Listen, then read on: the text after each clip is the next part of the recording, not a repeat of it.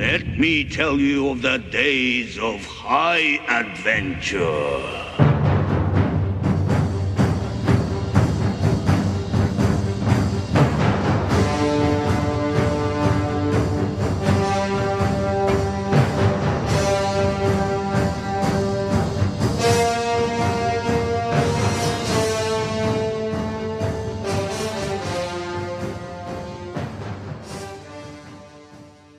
Hey there nation, welcome to the show where we help you to play miniatures wargaming on a budget. It is I, Commander Cheapskate, and we are back with an episode of the Golden Age. This is our series of Warhammer Fantasy Battle Reports, and this is Battle Report number 87. It is a 3,000 point battle that's fought between Wood Elves as well as Chaos Legion of Khorne. My friend Smells Like Febreze, she will be playing the Wyld Hunt of the Wood Elves, and I'll be playing Gorepilgrims of the Bloodwind spoil my Chaos Legion of Khorne army. So I'm really looking forward to this one. I've been doing some experimenting with the army lists and try to make some changes to it to see exactly how it performs. So I'm really looking forward to see exactly how it pans out. And this is actually a very, very bloody battle, and I'm really super excited to present it to you guys. So that being said, we're going to play some background music real quick. If you want to see exactly what we're bringing for each of the armies, go ahead and pause and take a look at your own leisure. So that being said, let's get this battle report on a roll. Khorne, I've never prayed you before. I have no tongue for it. No one, not even you, will remember if we were good men or bad, why we fought or why we died. No. All that matters is that two stood against many. That's what's important. Valor pleases you, Khorne. So grant me one request. Grant me revenge. And if you do not listen, then the hell with you. Ladies and gentlemen, boys and girls, dying times here. Alright, so the scenario rules for this one is Battleline. It is the most typical game of Warhammer we play on this channel with standard deployment as well as standard victory conditions. And it's probably the only scenario we'll probably ever play on this channel. But with the scenario rules over with, let's go and talk about the battle plan real quick. So here's an overhead shot of the entirety of the battlefield. As you can see, we are playing on a 4x6 table. I'm deployed on the near side table, while my friend Smells Like Febreze is deployed on the far side of the table. And pretty much my plan is to just kind of go for the flanks is pretty much what I'm going for. I'm a Chaos Legion of Khorne army. My tactics are not all that complicated. Pretty much I'm just going to try to cross the battlefield as quickly as possible, smash into Smells Like Febreze's main lines, and hopefully break her army, her units down and just destroy them in close combat. The only thing I am kind of worried about, though, is that she does have Drika in this army, so she does have the Rouse to Wrath ability, which means that she could deploy up to D3 units in this one. In this case, she only has one, which is her Tree Man, Sternbark the Harrower. But if you notice, there's a forest in the back left-hand corner and top right-hand corner of the battlefield, as well as the center line, so, you know, it could cause some kind of problems for me. Like I said, pretty much my plan is just to go straight ahead, try to attack him in the front, attack him on the flanks as well, and destroy the army, my enemy through close combat. And that's pretty much the tactics I'm going with on this one. So with the battle plan over with, let's go and talk about deployment real quick. So first up, we're going to talk about the Gorepilgrims of the Bloodwind spoil, my 3,000 point Chaos Legion army, and this is the left-hand flank. Over there in the back, that is the Ragged Knight. He is a Demon Prince of Khorne. He's got Chaos Armor as well as Demonic Flight. He's packing a Dragon Helm to give him a +1 armor save, as well as 2 ward save against fling attacks, and also to give him the other Trickster Star, because when I hit you, I want it to count, because ward saves are kind of a pain for me to go through. Next to them on the right-hand side, right in front of him actually, that unit is called the Scions of the Destroyer. As a unit of 7 Chaos Knights of Khorne with Mark Khorne. They're packing a Sorcerer Weapon and Shields. They also have mounted on Bard Knights. They also have full command, and they're also packing the Standard Discipline, giving them +1 to leadership value.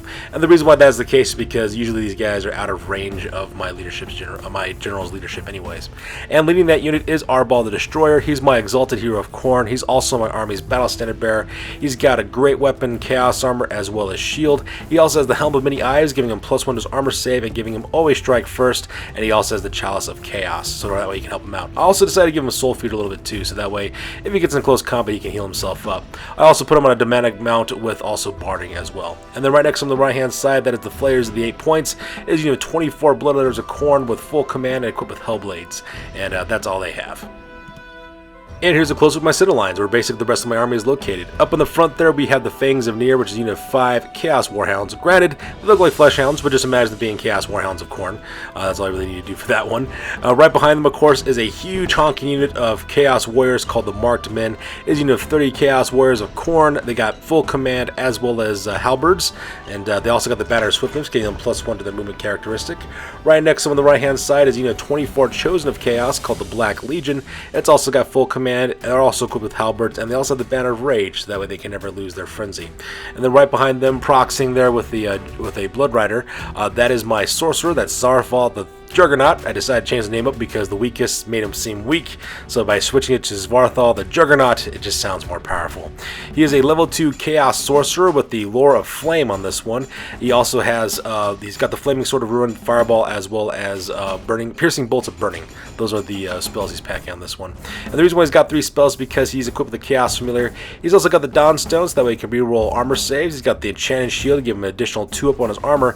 He's also got the Sword of Might, giving him +1 to his strength. He's also mounted on a Chaos War Shrine. And also, if you notice there in the top right hand corner, my Black Legion, when they roll off for their rewards of Chaos, they got +1 attack. So these guys have Frenzy with an additional attack on top of that.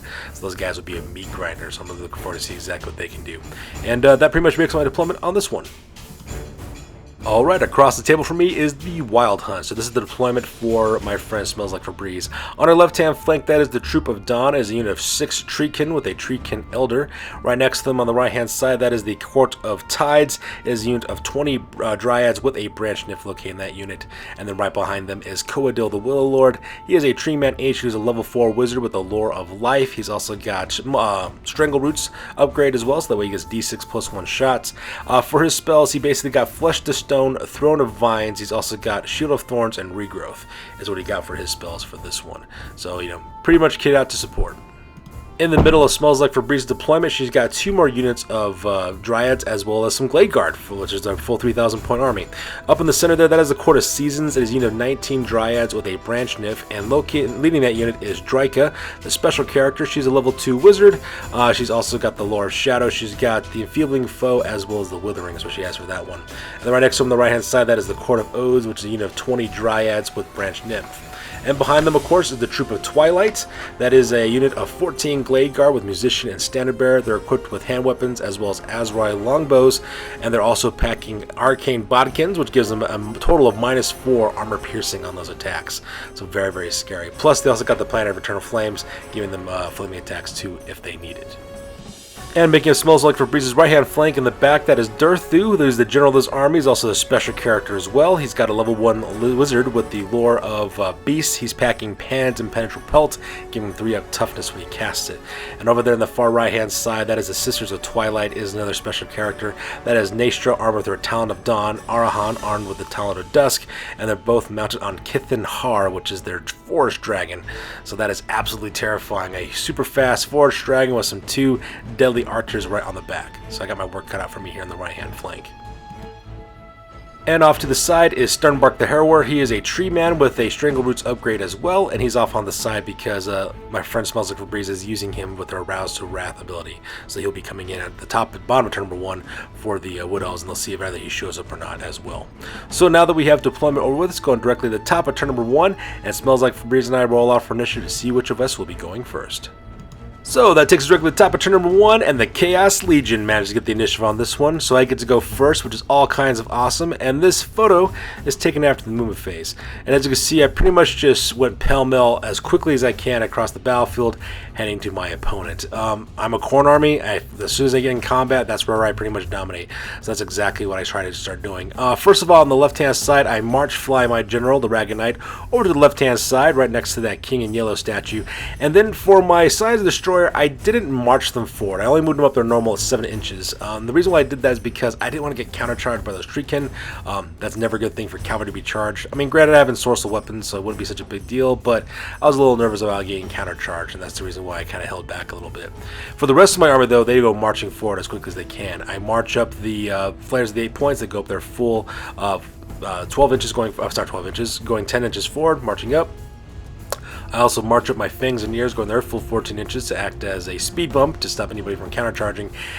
And at the same time, I also marched up my marksmen as well as my Black Legion. Now for those guys, I kind of angled them off to the right a little bit just because my right hand flank is really exposed between Durthu as well as the Sisters of Twilight, so I do have to look out for that. At the same time, I also moved up Zvarthal the Juggernaut, his normal movement allowance, because he's a chariot, so he can't march. But I'm getting within range so that way he can start throwing some magic missiles with his Lure of Flames, because treemen are flammable and they get double the damage when you catch them on fire. So here's a close-up of the Ragged Knight. My plan for this guy is to actually have him fly over to the left-hand flank of my enemy. My plan is to engage the Treekin from the Troop of Dawn with the Scions of the Destroyers. And hopefully my Scions of the Destroyer will just destroy those guys and, you know, live up to their name and just eradicate them with Arbal, the Destroyer, leading them. After they get charged by my Scions of the Destroyer, my plan is then to have the Ragged Knight charge directly into the left-hand flank and catch Coedil the Willow, the Tree Man Ancient, on the left-hand flank, and hopefully I can be able to put that guy down. I am a Demon Prince of Khorne, and killing other monsters is kind of like my jam, and that's pretty much what I'm kind of focusing for on that one. And here's a close-up of the Flares of the 8 points as well as the Scions of the Destroyer. Like I said, I don't want to get countercharged for cavalry, so because of that, I just moved up their normal movement allowance. My plan is to charge them in directly into the Troop of Dawn, right across from them. And the Flares of the 8 points, I'm planning on charging them through that ruin building and going directly into the Court of Tides. Hopefully I can catch those guys in close combat and destroy them that way as well. And here's a close with the Fangs and Ears, just acting as a speed bump to, you know, stop any Dryads from charging into my forces. The main purpose of my Chaos Warhounds is to act as buffers to prevent my Chaos Warriors as well as my Chosen from charging forward by failing frenzy tests. So that's on the surface. And since they serve that purpose, their only job now is to stand in the way of anything that tries to countercharge me. And finally, here's a close-up of the Marked Men, as well as Zvarthal the Juggernaut, as well as the Black Legion moving up forward in order to get to grips with my enemy as well. And that pretty much makes it the move phase on this one. So the move phase over with, we go directly to the magic phase. And in the magic phase, I do cast Firestorm. I get that one off for the Reign of Chaos chart. I rolled 5 on my power dice on that part. Unfortunately, nothing really happened, even though it would have been really epic if it did, just because flaming attacks on Treemen caused double damage as well as Treekin. But unfortunately, I just couldn't roll a 6 to save my life on that one. So because of that, not much really happened from there as well. I do try to cast Fireball. I try to cast the boosted version of Fireball directly at Coedil the Will Lord, but my opponent spent most of his magic dice stopping that. But it only left me basically with 1 power die. And with that power die, I of course cast the Giver of Glory bounce spell. And it actually worked out pretty good. I managed to give the champion of the Marksmen +1 attack, so because of that guy is now packing 4 attacks because he has Frenzy, and at the same time I achieved Demonhood for my champion leading the Chosen on the left-hand side. Granted, he does die, but that's okay because I get a brand new Demon Prince, and there he is, represented there by the 4th edition Bloodthirster model, and he is ready to bring chaos and ruin, which is all kinds of awesome. Man, I love War Shrines. They do a really good job of boosting up and buffing up your characters as well. And since the magic phase is over with, we skip shooting because I don't shoot in this army, and then of course we skip the combat phase because there's no combat phase, and we go directly to the bottom of turn number 1 for the Wood Elves. So here's the bottom of turn number 1, and this is photos taken after the movement phase for the Wood Elves, and as you can see, they really don't do much in terms of charge or anything like that. They do some marching, but that's really about it for the most part. Starting off on the left-hand side, all Smells Like Febreze does, she takes her Treekin and just kind of angle him back a little bit just to better protect the left-hand flank of her general, just in case, you know, makes a tempting target for my Ragged Knight to, you know, kind of act as a speed up if it can to try to stop my Ragged Knight. It's not going to do her much good, though, because my Ragged Knight can fly, and it can just fly right over those characters, so, you know, that part was kind of sad. At the same time, however, though, she does move up Durthu, his normal 5-inch movement, right between the 2 rune buildings, and the reason why that is the case is because he's within range now to open up with his Lamentations of Despair shooting attack. Now, it's a really low strength shooting attack, but it does have killing blows, so I do have to worry about that. So that's the thing I gotta worry about. 2d6 killing blow hits can be pretty devastating if she gets really lucky on the rolls. At the same time, she also march flies Kithan Har and the Sisters of Twilight over along the far right hand side of the battlefield and lines her up perfectly to stare down the entire flank of my army as well, so I do have to worry about that. And there's of course there in the bottom left hand corner, as you can see, Sternbark the Harrower of course rose up from the Rouse of Wrath ability, and he is now right behind my Scions of the Destroyer, which is a really bad spot for him to be in, for me anyways, because he can charge into my back ranks, and that could be a really bad thing. So here's a close-up of Sternbark the Harrower popping up in the woods right behind me on my back left flank, staring down the axis right directly towards the Scions of the Destroyer, and I actually absolutely afraid of Treemen in close combat. And here's a close-up of Smell Like Febreze's left-hand flank with the Treekin just kind of ailing him back a little bit. And I hope to try to kind of protect the left-hand flank of her general, not her general, for her Tree-Man Ancient Coadil the Willow Lord. And here's a close-up of Durthu, looking like a boss, moving right between these two ruined buildings to unleash some Lamentations of Despair. And I just love the way this Durthu miniature looks. It just looks absolutely awesome. Not to toot my own horn, but I did a really nice job painting him. It's actually one of my favorite miniatures I actually painted up. I just love the fact that it looks so awesome like that. But anyways, that's the close-up of Durthu. And finally, here's a close-up of Nature and Arhan, as well as Kith and Har and the Sisters of Twilight looking down the barrel of the right-hand flank of my army. And that's not a good place for her to be at for me, because she could start shooting at my units and that would be entirely bad. So with the move phase over with, we go directly to the magic phase. And in the magic phase, the only spell that my friend Smell Like Febreze was able to get off with her Tree-Man Ancient was Throne of Vines. She decided to cast that onto her character, giving her the ability to boost up a lot of her spells. Now, she did try to cast Flesh to Stone off on Coadil the Willow Lord, which is a pretty good idea because I'm planning on charging her if I can. Unfortunately for her, though, I was able to dispel that, so that part didn't work out. However, what did work out for her, though, was the Withering. She managed to cast that spell with Dryka directly onto my unit of marked men. She didn't have to do the boosted version either because they were well within range. And when she cast that spell, she gave me -3 to my toughness. So because of that, now my Chaos Warriors are now toughness 1, which means that anything can basically, anything that shoots at them can wound them so long as they won't roll a 1. And that's just absolutely terrifying. Luckily, I do have some pretty good armor saves with Chaos Armor, but oh, good God. That is really bad news. And there was nothing I could do about it because she rolled over Irresistible Force with that spell, and she did miscast 10 on that bad boy. Klaatu, Marata. And it does enter magic phase, which is all kinds of awesome because it uses the rest of her power dice and also drops her all the way down to 0 levels. So because that Dryka is no longer a wizard, and she forgot all of her spells too. But at that case, though, it doesn't really matter because she got mission objective achieved by putting only my Chaos Warriors as a toughness 1, which is all kinds of bad. And the reason why it's so bad is because they gave Wood Elves shooting phase is next, which is absolutely terrifying. So over here on the left-hand side, as you can see, Stormbark the Hero opens up with the Strangle Roots directly into the Signs of the Destroyer. Managed to kill one of my Chaos Knights, which I'm really sad about because I don't have very many of them. And I absolutely love this unit because it just grinds through things like it's nobody's business. And this is where my nightmare happened, because Toughness 1 Chaos Warriors are too much of a tragedy to survive overwhelming shooting that was directed towards them. Oh my god, it was so bad. So first of all, first thing that ended up happening, of course, is that my friend Smells Like Febreze decides to activate Durthu first, opening fire with Lamentations of Despair. Now, Lamentations of Despair, of course, I think is a Strength 2 attack, so it really doesn't do much of anything. Or no, sorry, yeah, Strength 2 attack doesn't do much of anything. But against Toughness 1 Chaos Warriors, it is absolutely devastating. So you can see there, I think she managed to kill 6 or 7 of my Chaos Warriors just with the Lamentations of Despair. And the worst part is, of course, that she also opened fire with, what's her name? Nastra. No, it's not Nastra. I'm sorry, with, Arahan. She's armed with the Talon of Dusk, which gives her 2d6 multiple shots of Strength 1 attacks with armor piercing, and they're also poisoned attacks.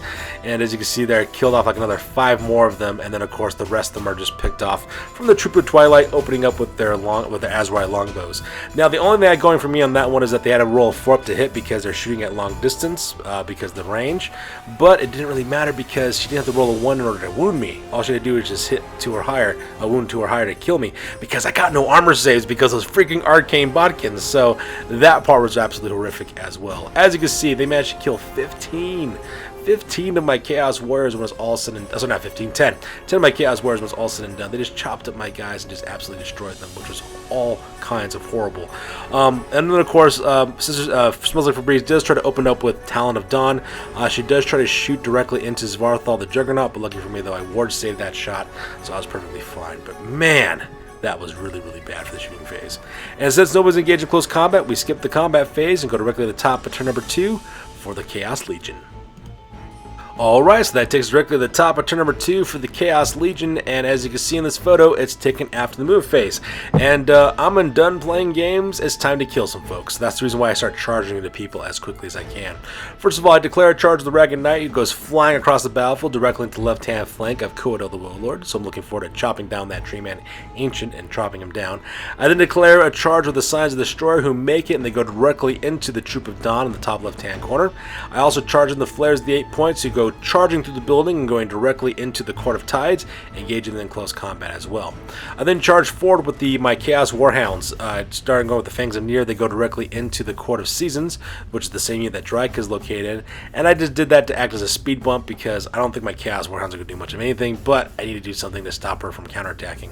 Now, I do try to charge with the Marked-Men. I try to charge them directly into the Court of Oaths, which is located on the right-hand side to charge the building. But unfortunately, I rolled Snake Eyes for my charge, so they only ran up like an inch, which is really, really bad, because now they're open to being shot at again. At toughness 1, that's a horrible thing to happen to them.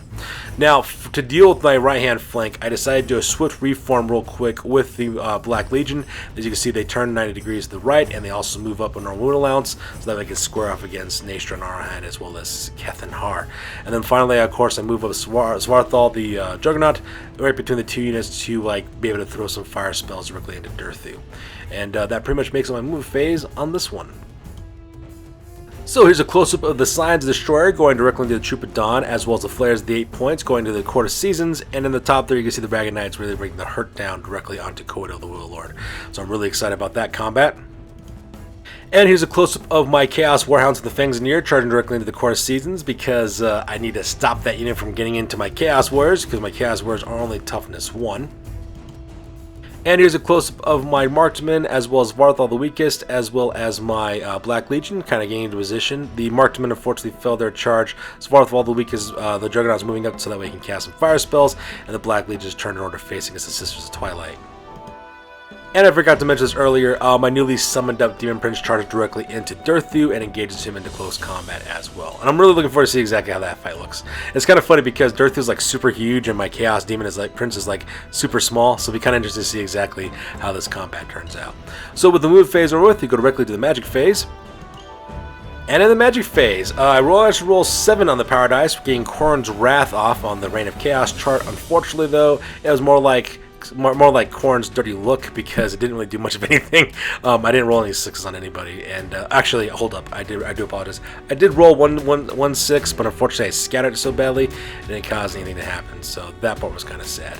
Now I do of course try to cast Fireball as well as Piercing Bolts of Burning, but unfortunately my opponent was able to stop those by Dispels, so I take my very last of my power dice and once again I throw it directly into Giver of Glory. On my Giver of Glory spell, I was able to give myself +1 armor save, but it really didn't do much of that because I already have 1 up armor save, so you really can't do much of that. However, I got myself another Demon Prince, represented by the Karanak miniature, as you can see here on the left-hand side, which is all kinds of awesome as well. I rolled 2 6s and a 3, and I decided, hey, why not have another Demon Prince on the table, which will be all kinds of awesome. So the champion becomes a new Demon Prince. He's got +1 attacks. Granted, my champion died, but is no harm, no foul, because now I have 3 Demon Princes on the table, and it's going to be absolutely insane to see exactly how that works out.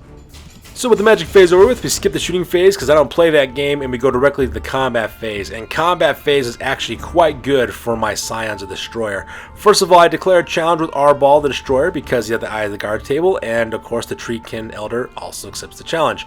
I have no problem putting that guy down. In fact, I just killed that guy straight up. When I rolled for the Eyes of the Gods for Arbal, I got +1 to my initiative. I also then of course attacked with the rest of my Scions of the Destroyer, managed to put 2 wounds directly onto the Treekin, and the Treekin managed to kill one of my Chaos Knights. Now, at the end of the result, of course, I did win this combat by 2. I believe it's because I have a charge, I have a Battle Standard Bearer. I also caused 5 wounds as well. They in turn caused 1 wound back. Oh no, I won by even further than that. I do apologize. I won by landslide on this part. So because of that, these guys have to take a break test, but there is no Battle Standard Bearer next to them, so they can't reroll their break tests, and their general is not within range. So because of that, Smells Like Febreze fails her break test. The Troop of Dawn run back 6 inches, and I pursue exactly 6 inches, which is all kinds of awesome, and I just stop 2 inches away from the table edge, which is all kinds of cool. And just like that, netted my very first kill for my army on this one. However, what was not so great, though, was my fight against Coedo the Will Lord. Smells Like Febreze declared a challenge with her Coedo the Will Lord, which I thought originally was kind of weird because, you know, I'm already engaged in close combat with her already, so I agreed to do it. And the reason why is because she used the tree whack rule with Coedo the Will Lord, which is all kinds of bad. First of all, I attack first because I have the higher initiative. I managed to put 4 wounds on the Coedo the Will Lord, which is awesome because she's only 2 more wounds left before Coedo is dead. However, when she tree whacked my character, what I have to do is I have to take an initiative test. I'm initiative 8, so I'm like, okay, no problem. this is going to be real easy for me. All I got to do is roll a 1, 2, 3, 4, or a 5, and I am perfectly fine. And what do I roll? I roll a 6. And just like that, I failed my initiative test. So I automatically get hit. And I try to ward save it. Nothing. No ward save whatsoever. I have a 5 of ward save. I rolled like I think a 2 on that one. So because of that, I don't get armor saves because of tree whack. And when she rolls for the damage, she rolls a 6. And just like that, my Demon Prince is now dead. Something always brings me back to you. It never takes too long. No matter what I say or do, I still feel you here till the moment I'm gone.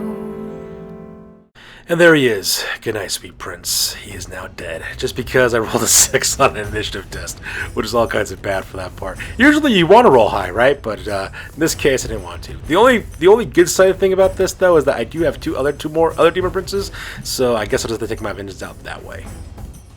Meanwhile, combat between the Flayers of the 8 Points versus the Court of Tides was kind of pretty much lackluster. I was actually surprised about how little damage we actually did to each other, considering how kind of close we are in stats. In the end, I did manage to kill 3 Dryads. They managed to kill 3 of mine as well. They have rank bonuses. I have rank bonuses as well. However, what actually pushed this into my favor, though, is that I won this combat result by 2, because 1, I charge, and secondly, I have a standard bearer, and the Dryads don't. So because of that, they have to take a test on a leadership of 6. And to make matters worse, they don't get a reroll because there is no battle standard bearer for this army. Unfortunately for my friend Smells Like Febreze, she rolled a 10 to escape, so because of that, she runs past Cold of the Warlord, who passes his panic check because he's got immune psychology, and they run directly off the table edge. I, of course, have to pursue, and I overrun directly into Coed of the Warlord. So now Coed of the Warlord is facing down by a huge wave of Bloodletters in close combat, and I'm really excited to see exactly how that's going to turn out for them. Meanwhile, combat in the middle of the table with my Chaos Warhounds versus the Court of Seasons, it went as well as much as you expect. My Chaos Warhounds got slaughtered to the last man. Those poor doggos, man, they always get killed every single time. Meanwhile, combat between my Demon Prince against Durthu did not go well. I put 2 wounds on Durthu, which is all kinds of cool, and I was pretty high on myself on that part. However, Durthu, when he counterattacked with that frenzy attack, oh my god, he just killed my Demon Prince outright. I just dropped the ball on my rolls for my ward saves. I wasn't able to ward save anything. So because of that, my Demon Prince gets killed, and Durthu is standing triumphantly, standing over his now still corpse. So with the drama of the combat phase over with, we go directly to Dono, turn number 2 for the Wood Elves, and my friend Smells Like Febreze decides to just say YOLO, and she charges with everything, as you can see in this photo. First thing she decides to do is charge in with her archers. Her Glade Guard go directly into the right-hand flank of my Flayers of the 8 Points, which is actually kind of bad for me. Yeah, granted, I'm demons and I'm unbreakable, so I don't have to worry about taking break tests, but I am unstable, which means that any results I lose by combat results, I lose that many in lives. And getting a flank charge and disrupting my ranks, that'll definitely kill some demons when it comes to the instability rules, so that part was kind of crazy. At the same time, on the bottom of the screen there, as you can see there, she charges forward with the Court of Seasons. They go directly into the front of my marked men, and at the same time, Sternbark the Hero goes directly into the back of my marked men. He rolled boxcars on that one, so because that Smells Like Febreze, she moved him up to deal with that, and that's all kinds of crazy. At the same time, she also decides to charge the Court of Oaths, to charge directly through the building, directly into Svarthal the Juggernaut, so he's engaged in close combat, and then my Black Legion are stuck in a pincer attack. Durthu charges into the left-hand flank of that unit, catching my Chosen there in the flank. At the same time, she also charges forward with the Sister Twilight going directly in my front.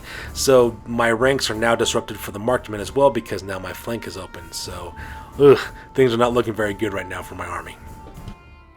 So here's some close-ups over here of the moon phase in the top left-hand corner. As you can see, the Troop of Twilight decided to charge in and get into the fight, going directly into the right-hand flank of my Flayers of the 8 Points. And like I said, it's not so much of a big deal because I'm unbreakable, but the difference in combat resolution, though, could cause some additional casualties, and that part is not looking too good for my boys over here. And here's a close-up of Sternbark the Harrower, as well as the Court of Seasons going directly into my marked men, and that's a really nightmare scenario because my marked men are only toughness 1, so that's going to be all kinds of bad. Luckily, I do have a high armor save with armor save 4, and I do have some really strong attacks, but taking them, though, that's going to be really rough for these guys. And finally, here is a close-up of the charges going on in the center. We got the Court of O's going directly into Svarthal the Juggernaut, and I'm kind of interested to see how this works. This is the very first time I decided to put a Chaos Sorcerer on a War Shrine, and I want to see exactly how that works out. I did a pretty good job equipping this guy, so I'm pretty excited to see how it all turns out, all things being considered. At the same time, you can see another pincer attack there with Durthu going to my left-hand flank, as well as the Sister Twilight, and by Durthu going to my flank, it just disrupted my guys, and I lose my rank bonuses because a monster is there on the flank, with Thunderstomps on both of them, and the two sisters on top, and Durthu, so at the same time though, I'm also kind of excited to see what will happen because I also have +1 attacks on a frenzy unit of halberd wielding chosen, so it'll be kind of interesting to see exactly how this breaks out. So with the move phase over with, we go directly to the magic phase, and my friend Smells Like Febreze, she rolled pretty well on her magic phase. She managed to get 10 power dice, so she was pretty dominant for the most part. First thing she does is she casts Regrowth off on Kodo the Will Lord, and actually heals him up pretty nicely as well. Now she does try to cast, I believe it was Flesh to Stone, no, she tried to cast Shield of Thorns, that's what she tried to do. She tried to cast Shield of Thorns off onto the unit there on the right hand side for the Troop of Twilight, but I stopped that spell because the last thing I do is to take additional attacks going to my flank, so I managed to stop that spell pretty good. However, what was not so great though was that Durthu decided to cast Pan's Impenetrable Pelt. So I originally thought he was trying to cast onto himself to give himself +3 toughness, but that's not what he did. Instead, Smells Like Febreze, what she decided to do was to cast that spell directly onto the Sisters of Twilight. Now, I thought it was kind of weird because, you know, her dragon, of course, is pretty high toughness to begin with, but then I remembered her characters. Because it's a monster with characters on it, the entire thing will get the +3 to their toughness on that part. So that was absolutely devastating. So because of that, Nature and Arhan are now both toughness 6. And if you want to kill both those sisters, you have to kill both of them if you want to kill those characters. And so now there are 3 characters which are toughness 6 for Nature and Arhan. They're both now toughness 6. And Kethan Har is now toughness 9 on that dragon as well. So my hopes of killing these guys with some high strength attacks, not looking like that anymore. Now, I could, of course, direct some of my attacks directly to Durthu, but he's attacking me from the flank, so I don't got many attacks going on from this one. And this is where I realized that teaching Smells Like Febreze how to play Warhammer is starting to haunt me now, because now she's doing a really good job of flanking me and everything. So I'm like, oh my god, this is all kinds of bad. So we skip the shooting phase because everyone's engaged in close combat, and we go directly to the combat phase, and as you can see in this photo, combat phase was all kinds of bad.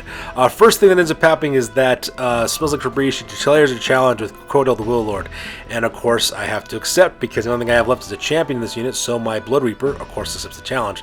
She then, of course, tree whacks the guy because I was able to only put 1 wound directly on her, and she was able to tree whack my guy, killing him and also putting 2 additional wounds on top of that, so for the overkill on that one. So she wins the challenge on that one. We then, of course, go with combat. I just flub my rolls like a moron for most of my bloodletters. They were unable to do anything really against Codell the Will Lord. The only 1 wound that that character received was from my champion.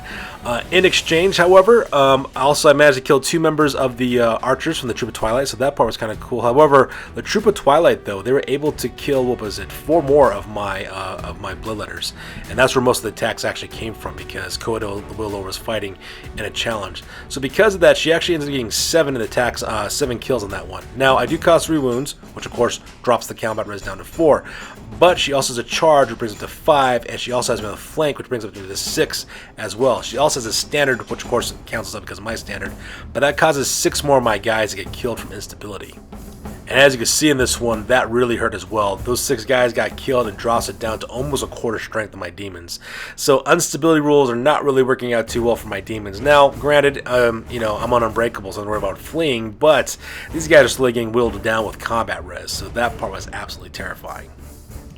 Meanwhile, combat here was all kinds of bad. Let's just put it this way. Toughness 1 Chaos Warriors don't stand a chance against much of anything. Now, I am proud of my marked men because they're able to cut down the Court of Seasons in half, and they also managed to put a wound on Sternbark the Harrower. But when the counterattacks came back, though, the Dryads, I think, slaughtered like half of them, and then Sternbark was able to kill the other half of the remainder of the unit with his tree stomps and his normal attacks, and just flat out destroyed those units as well.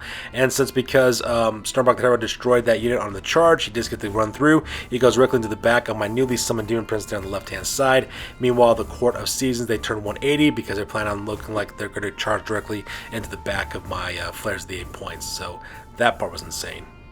Meanwhile, combat between the Court of Oaths against Svarthfall the Juggernaut was awesome. I just don't mind telling you on that part. It was absolutely fantastic what ended up happening.